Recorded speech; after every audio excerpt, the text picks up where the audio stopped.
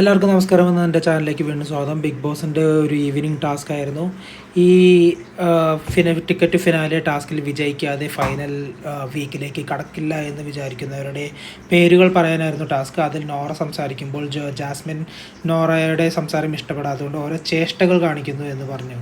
ആ സമയത്ത് ചേഷ്ടകൾ എന്ന് ഉദ്ദേശിച്ചത് ജാസ്മിൻ്റെ ഫേസിലുള്ള എക്സ്പ്രഷൻസും പിന്നെ ജെൻഡോയെ വെറുതെ പിച്ച് നുള്ളുക, ഇങ്ങനെ ഒരാളെ ഉപദ്രവിച്ചുകൊണ്ടിരിക്കുകയാണ് ജാസ്മിൻ.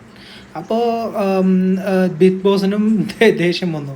ബിഗ് ബോസ് എന്നിട്ട് വിളിച്ച് പറഞ്ഞു, എന്താ ഈ ഒരു ടാസ്കിൻ്റെ ഇടയിൽ ഇങ്ങനെയാണോ കാണിക്കുക?